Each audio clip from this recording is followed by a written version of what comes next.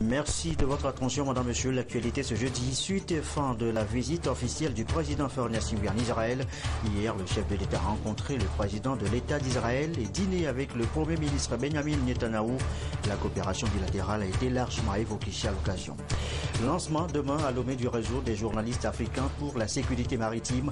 Annonce faite par le ministre Guy Madjé Lorenzo en charge de la communication. Il invitait ce jeudi la presse nationale à s'impliquer dans les préparatifs. C'était lors d'une rencontre avec les patrons de presse. Enfin, à Izan, 46e édition, c'est ce samedi avec l'apothéose à Thiévier. Mais déjà, les cérémonies ont commencé. Le haricot a été semé ce jeudi à Ipapa. Retour aux sources. Voilà, madame, monsieur, le sommaire. Bienvenue. Voici le journal. Bonsoir à tous. D'abord, la visite officielle du président Faure Gnassingbé en Israël. Elle a pris fin ce jeudi. Elle aura été marquée, cette visite, par la rencontre du chef de l'État avec d'abord le président de l'État d'Israël, Reuven Rivlin. Ensuite, dans la soirée, avec le Premier ministre Benjamin Netanyahou, avec qui le président Faure Gnassingbé a dîné. Au menu des échanges, le renforcement de la coopération entre le Togo et Israël. Et voici d'ailleurs le communiqué ayant sanctionné cette rencontre, communiqué lui aussi par Joseph Famégan. Communiqué sanctionnant la visite officielle de son Excellence M. Faure Gnassingbé, président de la République togolaise en Israël. Dans le cadre des relations de coopération qui unissent Israël et le Togo, et à l'invitation de son Excellence Benjamin Netanyahou, Premier ministre israélien, son Excellence M. Faure Gnassingbé, président de la République togolaise, a effectué une visite d'amitié et de travail en Israël du 7 au 11 août 2016. Au cours de cette visite, le Premier ministre Benjamin Netanyahou et le chef de l'État togolais Faure Gnassingbé ont procédé à un échange de vues approfondi sur les questions d'intérêt commun d'ordre bilatéral et multilatéral. Sur le plan bilatéral, le Premier ministre israélien et le chef de l'État togolais se sont félicités de l'excellence des relations d'amitié et de coopération entre le Togo et Israël qui ont porté des fruits abondants depuis l'établissement des relations diplomatiques entre les deux pays. Ils entendent conformément aux principes dits de relations privilégiées accroître leur confiance réciproque et élargir leur coopération à d'autres domaines afin de hisser haut les relations traditionnelles entre les deux pays. Le président togolais et le premier ministre israélien se sont en outre convaincus de l'extraordinaire potentiel de la coopération économique israélo-togolaise et ont exprimé leur détermination à œuvrer ensemble pour leur raffermissement, notamment dans les domaines de l'agriculture, de la santé publique, de l'éducation et de l'enseignement supérieur, des sciences technologiques, de l'économie numérique, du développement communautaire, de la sécurité, de la protection et de la promotion sociale et de l'intégration de la femme au processus de développement.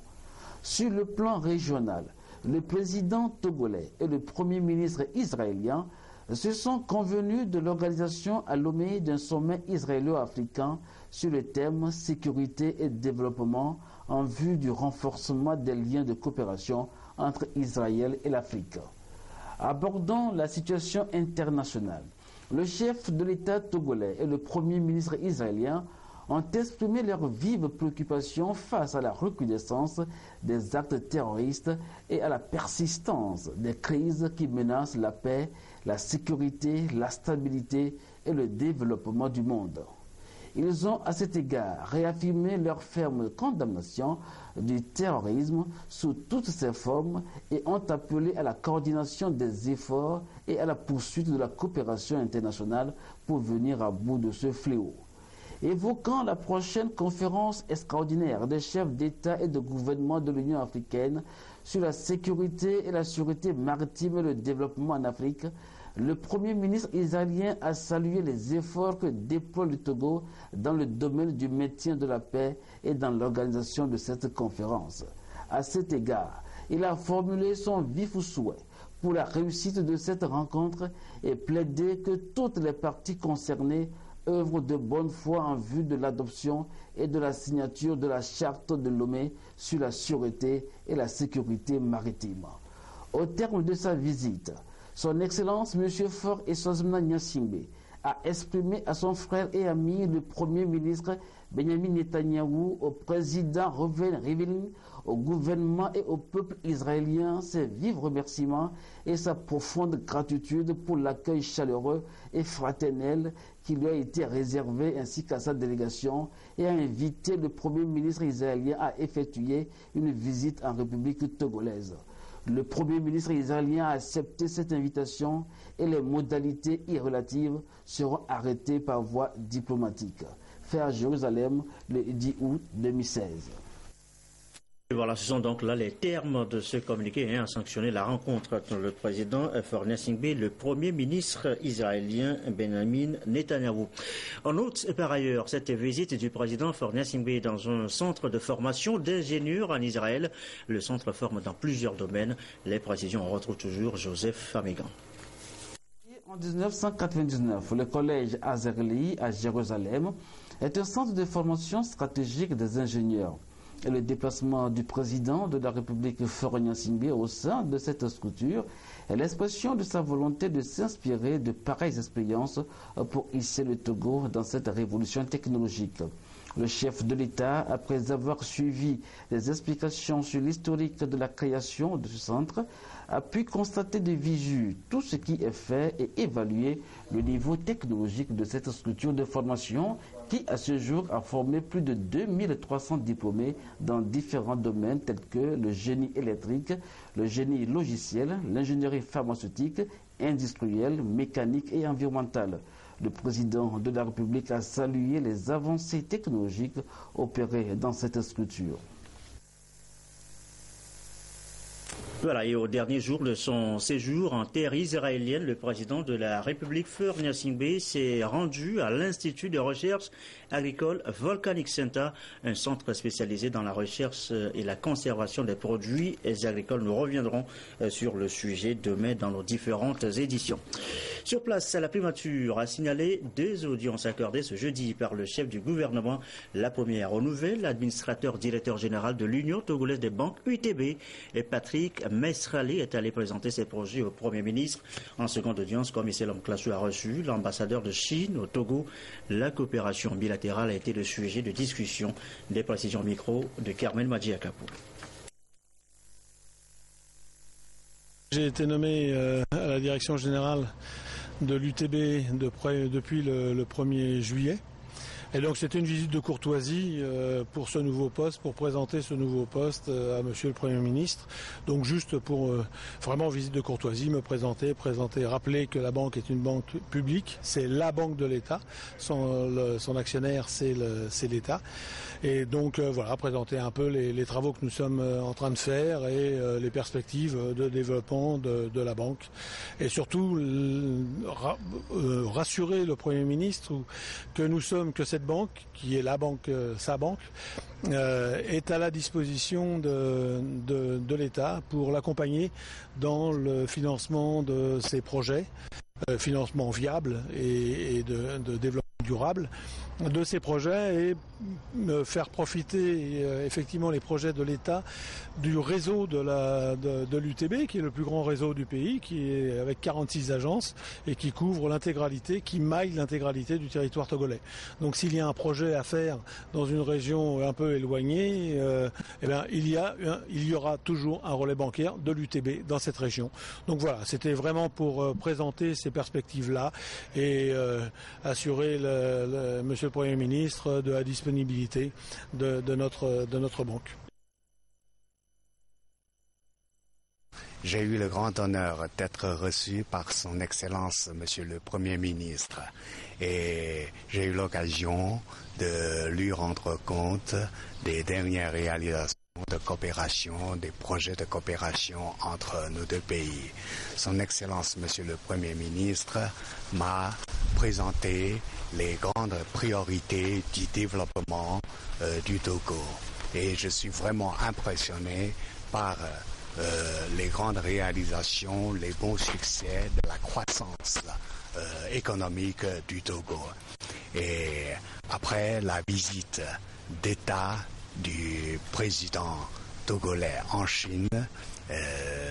Et d'ailleurs, c'était une visite vraiment très très fructueuse. Nous sommes en train de concrétiser les fruits de cette visite et aussi les grandes convergences des deux présidents. Le sommet sur la sécurité maritime, nous l'annoncions tout à l'heure en titre, le Togo accélère les préparatifs à tous les niveaux. Aujourd'hui, le ministre en charge de la communication a rencontré les patrons de presse. Le rôle des médias avant, pendant et après le sommet a été évoqué à l'occasion avec en prime cette annonce du ministre, lancement demain à Lomé du réseau des journalistes africains pour la sécurité maritime. Pierre Sessoupon. Des patrons de presse tout oui à la déclaration liminaire de leur premier interlocuteur. À l'appel du ministre de la Communication, ils ont répondu présent pour parler profession. Au centre, le sommet sur la sécurité maritime prévu pour le mois d'octobre prochain à Lomé. Guima Di Lorenzo va d'abord planter le décor en lien avec la responsabilité et l'engagement de la presse togolaise avant, pendant et après le sommet. Vous aurez un rôle à jouer avant, pendant et après le sommet. Vous devez informer toutes nos couches sociales, quelle que soit leur obédience, de l'organisation de ce sommet et de ce que ça va représenter pour notre pays et puis pour l'Afrique tout entière. Premièrement, il faudra couvrir ce sommet. Il faudra que vous informiez du déroulement des travaux durant ce sommet également. Et après, il faudra faire le bilan et restituer à vos lecteurs, à vos auditeurs, les conclusions que nous espérons bénéfiques, puisque nous espérons, nous souhaitons, et nous avons une diplomatie agissante qui fait tout pour convaincre les autres chefs d'État et de gouvernement que la charte de Lomé doit être impérativement signée, afin que nous puissions tous mettre en commun nos réflexions, nos moyens et nos efforts pour endiguer le fléau. Une intervention qui ouvre le débat et les journalistes ont exploré les contours du sujet sans tabou. Des dispositions d'accès aux informations à la couverture de l'événement en passant par les accréditations, tout a été passé au peigne fin, vu les enjeux de cette grande rencontre internationale. C'est une bonne initiative et nous pensons qu'en tant que journalistes, nous devons adhérer au principe de cette organisation en matière communicationnelle si et surtout toutes les conditions sont réunies. Donc le ministre nous a exposé un tout petit peu les contours scientifiques, communicationnels et préparatifs du sommet. Et nous avons également réitéré au ministre les difficultés que nous rencontrons dans la couverture de ces différents sommets. Au-delà de l'accréditation qui devait être de droit, il y a la façon dont le ministère va organiser la gestion financière, parce que nous sommes des entreprises de presse et nous devrions quand même passer ces communications à travers des insertions sur un contrat. Déjà, les pistes sont là, nous avons évoqué cette piste avec le ministre, on va essayer de réfléchir là-dessus et voir lequel de ces types correspond le mieux, j'allais dire, à cette organisation, à ce sommet-là, pour que, disons, les populations les plus reculées puissent avoir accès à cette information, à savoir quel est l'intérêt donc de ce sommet sur leur vie. Il faudrait qu'à un moment donné, la presse puisse prendre ses responsabilités pour essayer d'expliquer tout cela. Et pour expliquer tout cela à toutes les couches, au niveau national et international, le ministre de la Communication a annoncé officiellement le lancement ce vendredi du réseau des journalistes africains pour la sécurité maritime. Le réseau connaîtra la participation de 12 délégations étrangères et tout ce beau monde-là est déjà arrivé, ils sont dans nos murs pour le lancement de cet événement important qui sera présidé par le ministre de la Communication. L'économie bleue dans le développement socio-économique, la presse togolaise et avec elle, le ministre de la Communication y croit. Et à Guima Di Lorenzo de les inviter à mieux jouer leur partition dans l'éthique et la déontologie de la profession. Les chambres régionales de métiers du Togo et d'Allemagne, désormais en partenariat. Les deux parties ont signé le protocole d'accord ce matin. Attendu dorénavant des échanges d'expériences entre les deux chambres. L'emploi est surtout concerné par cet accord. Komu Boyode.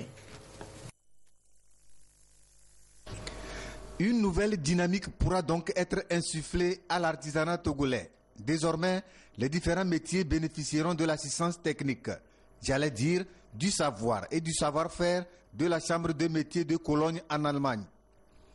Un échange d'expériences entre les deux pays, ce qui pourra apporter un souffle à l'artisanat togolais. La signature de ce protocole d'accord de partenariat jette ainsi les bases de ce nouveau départ. Les corps de métier et les chambres de métier ont été mises en place à partir du projet GTZ, promotion de l'artisanat au Togo. Mais, à peine ces chambres naissaient, elles ont été sevrées par la rupture de la coopération que nous savons tous. Le résultat, bien de ces chambres régionales de métiers, pour ne pas dire toutes, sont restées au stade transitoire et tardent encore à trouver leur vitesse de croisière. Comprenez donc qu'il y a longtemps qu'un tel projet était attendu au Togo. Ce geste ne vient que renforcer les liens d'amitié et de coopération qui existent depuis longtemps entre les deux pays. L'ambassadeur d'Allemagne au Togo salue la qualité et le dynamisme de cette coopération. La formation professionnelle en Allemagne est bien ancrée dans l'expérience des artisans qui sait très très bien ce qu'il faut pour un jeune artisan qui veut devenir aussi un maître de son métier. Et donc je crois que cette coopération qui se fait maintenant entre la Chambre de Cologne et le Conseil permanent des chambres régionales des métiers ici est une bonne piste qui va contribuer aussi pour cette coopération germano-togolaise. À travers ce partenariat, un projet de renforcement de capacité des représentations nationales et régionales des artisans sera mis en œuvre en vue de promouvoir la compétitivité des PME et des artisans du Togo. Ce projet va contribuer à améliorer le cadre réglementaire et institutionnel du secteur. Il est financé par le ministère fédéral allemand de la coopération économique et du développement. Également dans l'actualité, le rapport sur l'état des lieux des structures de planification, de suivi et évaluation dans les différents ministères. Que dit exactement ce rapport? Il a fait l'objet hier d'une rencontre à Lomé. Serge Taston, Denis Baga pour nous en dire plus. Le Togo veut doter l'ensemble de ses départements ministériels de structures de planification, de statistiques et de suivi-évaluation. Il s'agit d'une recommandation du Forum national sur la planification tenue en 2014. La mesure répond à la volonté du gouvernement d'assurer un bon pilotage et une gestion efficace du développement du pays. Nous sommes engagés à intégrer les ODD dans tous nos outils et instruments de planification. Il faut alors des structures capables, bien organisées, bien outillées pour faire ce travail-là. Également, nous sommes dans un contexte où le pays a démarré l'élaboration de sa vision 2030 qui sera déclinée à des plans nationaux de développement dont le premier plan doit commencer en 2017. Il est indispensable aujourd'hui que la fonction planification, statistique, suivi, évaluation soit bien assise au niveau effectivement des ministères sectoriels. En vue de la mise en œuvre effective de cette recommandation, une étude a été réalisée pour faire l'état des lieux et proposer des mécanismes fonctionnels et opérationnels. Le rapport propose premièrement d'avoir une structure type dans les ministères sectoriels, c'est-à-dire une direction de la planification, de la statistique et du suivi. Secondo, l'étude propose à ce qu'on essaie de voir quels sont les besoins en ressources humaines, en matériel et également en information pour pouvoir mener très bien effectivement ces trois fonctions-là dans le ministère. Également, l'étude recommande d'avoir un plan national de renforcement de capacité en matière de planification statistique et suivi évaluation. Et pour finir, c'est de faire en sorte qu'on ait un soutien des autorités. Le rapport de cette étude est soumis à validation au cours de cette rencontre. Avec ce document, le Togo va disposer d'un outil de décision dans la mise en place effective des structures de planification, de statistiques et de suivi-évaluation dans les ministères et les collectivités territoriales. Autre rencontre évoquée ce soir, celle sur le développement des infrastructures des pays membres de la CEDEAO. Les 15 sont arrivés à des conclusions. De nouvelles orientations sont aussi définies. En filigrane, la libre circulation des personnes et des biens. Luc Assis, Antoine Tourmont va voir. On connaît aujourd'hui un déficit en termes d'infrastructures de transport, technologiques, énergétiques et en ressources en eau. Cas de la couverture en énergie électrique estimée seulement à 35%. Et pour relever ce défi, la communauté s'est dotée d'un plan directeur de développement des infrastructures afin de répondre à la demande existante et à la croissance démographique. Ce plan directeur repose sur les critères de sélection des projets et les mécanismes de recherche de financement. Pour qu'un projet soit éligible, c'est des critères d'éligibilité. Il faut par exemple qu'un projet soit régional. Par exemple, ce qu'on dit, ça veut dire que ça implique au moins un État, qu'il ait eu peut-être une volonté politique entre au moins un État ou un certain nombre d'États, qu'il ait peut-être des protocoles d'accord qui ont été déjà signés ou en voie d'être signés par ces États pour la mise en œuvre de ce projet. Bon, principalement, et aussi il faut que le projet démontre que ça a un fort impact sur l'intégration régionale. Et les projets régionaux ont cette caractéristique au niveau même de la CEDEAO. Donc, elle encourage pour que les bailleurs de fonds financent prioritairement les projets régionaux. Et qui dit projets régionaux dit projets qui mettent en œuvre au moins 2 États. On a identifié tout un ensemble, une myriade de possibilités de financement qui va des financements classiques des bailleurs de fonds au financement innovant et au partenariat public-privé. Ce plan directeur de développement des infrastructures qui prend en compte les besoins en matière d'infrastructures des 15 pays membres de la CEDEAO sera mis en œuvre en fonction des planifications à l'échelle nationale de chaque État. Ceci afin d'insuffler une nouvelle dynamique à la croissance économique et au développement des services dans l'espace communautaire. Dans le reste de l'actualité, le traditionnel rendez-vous jeudi et j'ose à l'occasion ce jeudi la célébration demain vendredi de la journée internationale de la jeunesse, le compte rendu avec Chassimna Baga.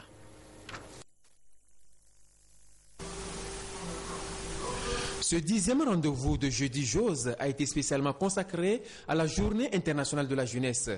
Il était question de mobiliser les jeunes Togolais autour des problématiques clés des objectifs de développement durable, notamment l'élimination de la pauvreté, la production et la consommation durable à l'horizon 2030, suivant la thématique de la journée. Qu'il s'agisse de la production, qu'il s'agisse de la consommation, les jeunes sont au cœur de l'activité au niveau des sociétés et ils sont les véritables acteurs des transformations que nos sociétés doivent connaître si nous voulons aller au développement durable. Les jeunes entrepreneurs d'aujourd'hui seront les grands hommes d'affaires de demain. Il est donc important de leur inculquer les valeurs des objectifs de développement durable que sont la croissance inclusive et la protection de l'environnement. Voilà pourquoi les échanges ont porté sur l'entrepreneuriat des jeunes comme vecteur pour la réalisation des objectifs de développement durable. Nous faisons la promotion de l'entrepreneuriat vert pour la sauvegarde de l'environnement et cette thématique a fait l'objet donc de la rencontre que nous avons eue aujourd'hui. Vous avez vu l'ONG JVE qui était à nos côtés pour débattre de la thématique de l'entrepreneuriat vert qui est un entrepreneuriat qui est très créateur de valeur, d'emploi, de richesse, surtout dans nos pays où la consommation, je dirais, qui respecte l'environnement est créatrice de valeur. On recycle des déchets plastiques comme des sachets Pure Water qu'on collecte dans les rues par différents moyens. Et quand on collecte les sachets dans les rues, ça permet d'assainir les rues et forcément ça protège l'environnement d'une certaine façon. Les jeunes ont été également édifiés sur la campagne Vivre ensemble de l'Organisation internationale de la francophonie. Plusieurs produits de jeunes entrepreneurs togolais ont été exposés. 9 mois d'efforts, la récompense maintenant pour les plus méritants en cette fin d'année. Les meilleurs élèves dans les lacs ont vu leur réussite scolaire couronnée de cadeaux à Nehor. Deuxième édition du programme Récompense du savoir. Cet engagement de la Fondation Nana Année 15 permet d'enraciner en la jeunesse scolarisée de la préfecture des Lacs et celle des autres localités du Togo une aspiration à l'excellence pour constituer l'élite de demain.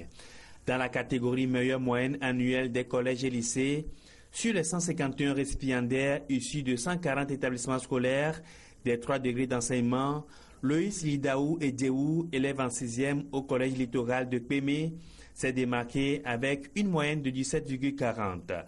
Elle est également 2e en sciences physiques et 3e en mathématiques. J'ai venu travailler avec l'aide de mes parents, de mes frères et sœurs et de tous les professeurs qui m'ont enseigné. Je remercie Nana Année et que Dieu le bénisse pour tout ce qu'il a fait pour nous. D'autres lauréats aux examens nationaux ont été également récompensés. Le premier au bac 2 de cette année, c'est Paul Ete Fiagnon du lycée scientifique de Lomé avec 17,95 de moyenne. Il a reçu un ordinateur portable, des livres, un certificat d'excellence et une enveloppe de 200 000 francs CFA. Chrisson Awagnon du lycée moderne d'Adido Gomé, quant à lui, a raflé le prix du premier au bac 1 du Togo avec 18,75 de moyenne. C'est un honneur pour moi. Ça n'a pas été facile. Il a fallu traverser des périodes de difficulté. Tu vois tes amis en train de s'amuser, mais tu te concentres toujours. Et c'est pas facile. Si j'ai quelque chose à dire à mes amis élèves, c'est la persévérance, le travail. Au début de l'année, je ne m'imaginais pas me retrouver ici premier du Togo, mais par l'aide de Dieu, ça s'est réalisé. Je remercie tous les professeurs qui m'ont aidé durant toute l'année et tous les camarades qui m'ont apporté leur aide, la famille, mon père et mes frères. Je remercie la Fondation Nana Année pour le prix qu'ils nous ont donné aujourd'hui. Je demande à Dieu que Dieu les aide à continuer à pérenniser leur ONG pour que l'excellence soit promue au Togo. Cette année, le programme Récompense du savoir a nécessité une enveloppe de plus de 10 millions de francs CFA. Il a été étendu à d'autres établissements scolaires situés à 15 km autour de la commune d'Anehor. Les écoles ayant fourni les meilleures moyennes annuelles ont été également distinguées. Les statistiques ont montré qu'à cette deuxième édition, les élèves de la commune d'Anehor ont été les moins méritants, une situation que la Fondation entend corriger en mettant à contribution les parents d'élèves et les enseignants. Depuis la première édition jusqu'à maintenant, il y a eu beaucoup de progrès. Et le progrès que j'ai noté et qui m'a beaucoup impressionné, c'est le progrès fait par le collège Marato de Pémé.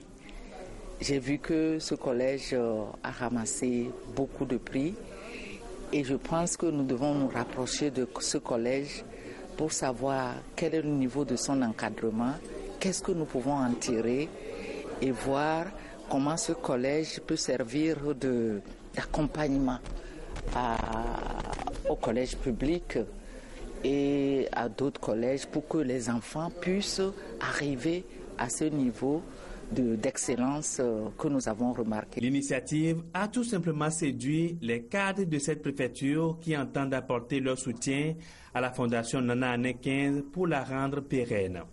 Récompenser le savoir, encourager les jeunes à lutter pour acquérir le savoir constitue, à n'en point douter, un des meilleurs choix pour porter cette préfecture et notre pays de façon à être au diapason des exigences du monde moderne, caractérisées justement par le savoir. On a célébré la qualité, on a célébré l'intelligence, on a célébré l'endurance.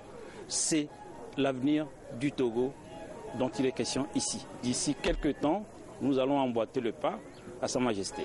Il sera organisé le 18 août prochain à Notin cette même initiative au profit de 75 établissements scolaires de la préfecture de Ao en collaboration avec la Fondation Nana Année 15.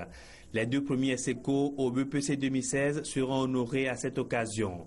Ils viennent des collèges de Tichao et de Soutoubois. L'État accompagne fortement ces différents programmes d'excellence en milieu scolaire car ils répondent à la politique de promotion de l'éducation nationale. Par ma présence déjà, au nom du chef de l'État, nous soutenons cet événement. Il peut être soutenu à divers titres et nous y veillerons. L'événement peut être étendu au-delà de la préfecture des Lacs à tout le territoire. Cela nécessite des efforts et nous voulons encourager toutes les bonnes volontés à se mettre autour de la table pour faire perdurer un tel événement. Le programme Récompense du savoir vient en appui au programme Excellence Junior, lancé depuis 2012 et est axé sur l'octroi de bourses et d'aides scolaires chaque année aux 20 meilleurs qui ont réussi au CPD. Ils sont accompagnés jusqu'au baccalauréat. La Fondation intervient aussi dans le domaine de la santé avec la prise en charge des enfants de 0 à 5 ans et des personnes âgées. Les perspectives pour les prochaines années s'annoncent très innovantes. La créativité, le savoir-faire en TIC seront récompensés. Du forage, un bloc de latrines communautaires pour les populations de Agoué, à Tchanvé, Kégué, des ouvrages financés par le Parti UNIR et réalisés par Anadeb à hauteur de 19 millions de francs CFA. La réception a été faite ce matin. Luc Assis.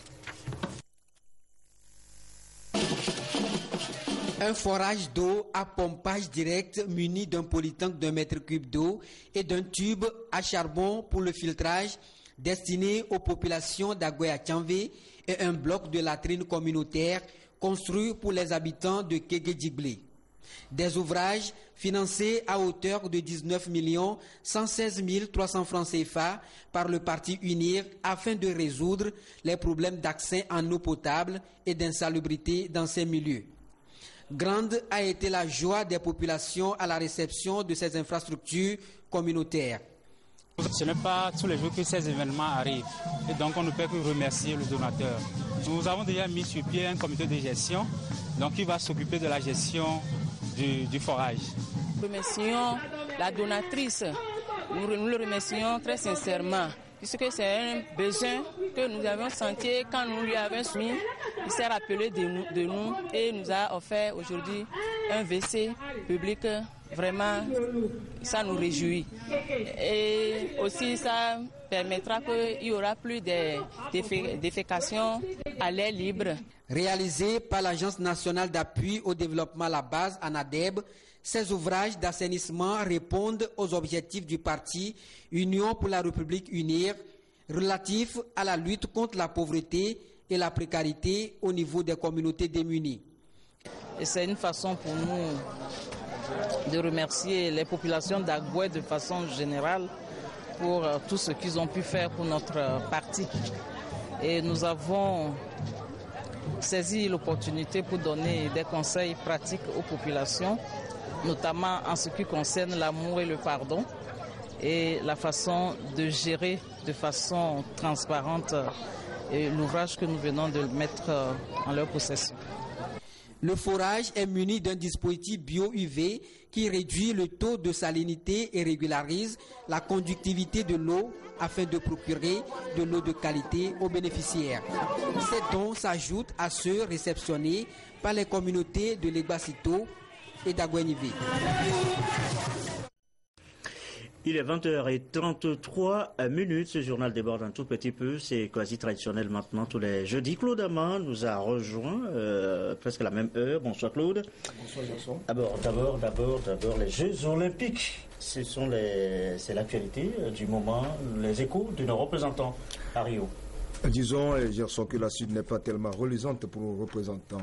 Et Ménec Pegba a fini 6e sur 8 dans sa série 50 ménages libres avec un chrono de 27 secondes 67. Ses compatriotes, la nageuse Rebecca Kossi et l'athlète PC Prenam rentreront en compétition demain. Justement, intéressons-nous à PC Prenam qui a peaufiné ses derniers préparatifs pour le départ du 100 mètres, comme l'a constaté notre envoyé spécial à Rio, Alfred Kolali.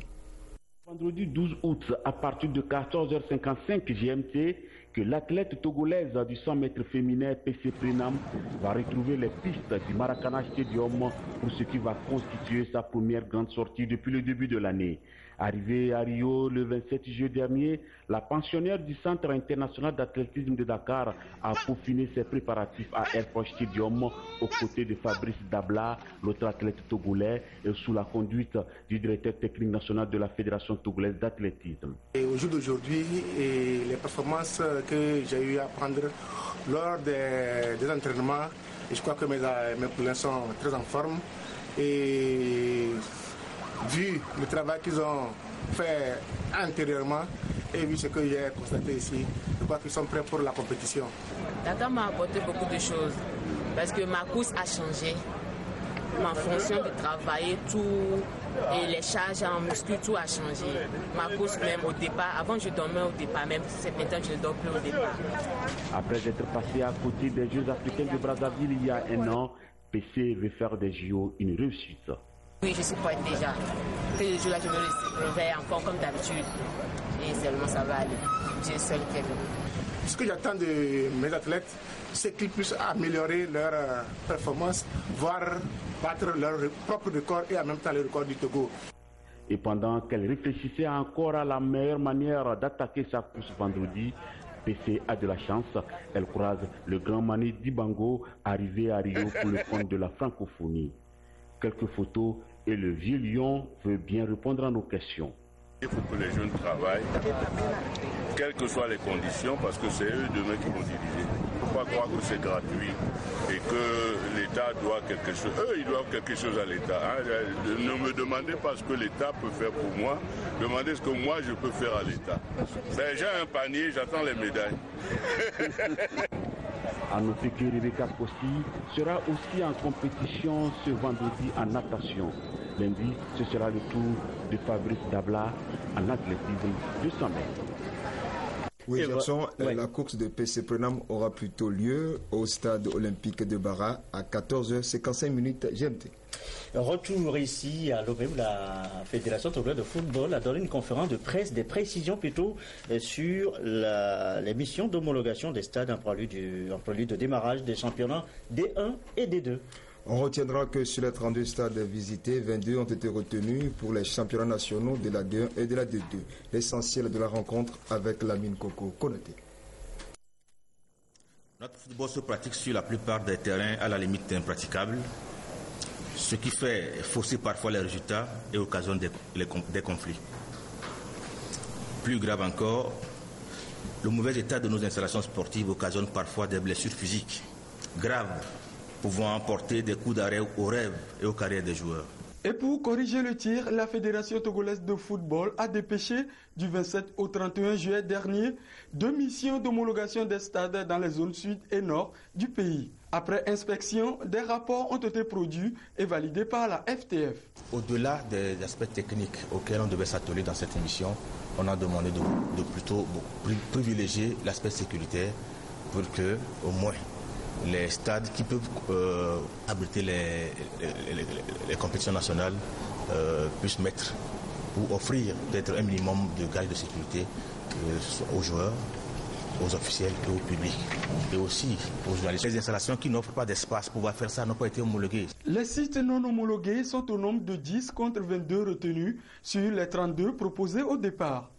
Terrain homologué à Blogame, à Neho, Tabligbo, Couvé, Atakpame, Pelé Convier, Tchévier, municipal de Lomé, Kégué, Womé, Notien, Sotumboa, Sokodé, Bassa, Dapan, Mango, Pagoda, Nyamtougou, Kara, Bafilo, Tchamba et Koussuntou. Les 10 autres installations pourront être homologuées au cours de la saison si les recommandations sont mises en œuvre. Une saison qui démarre le 11 septembre pour la D1 et le 28 du même mois pour la D2. Et voilà, donc ce sera tout pour la page des sports aujourd'hui, Claude. Effectivement, c'est tout, Gerson. Rendez-vous samedi dans Sport et Détente. Rendez-vous samedi. Et donc, on va terminer sur ce communiqué du ministre des Enseignements primaires, secondaires et de la formation professionnelle. Qui arrête, article premier, il est ouvert au titre de l'année scolaire 2016-2017, un concours national de recrutement d'élèves pour les lycées scientifiques de Lomé de Kara. Vous pourriez consulter dans le quotidien national de Togo Presse les autres précisions afférant donc à ce concours. C'est la fin de cette édition. Je vous souhaite une belle soirée.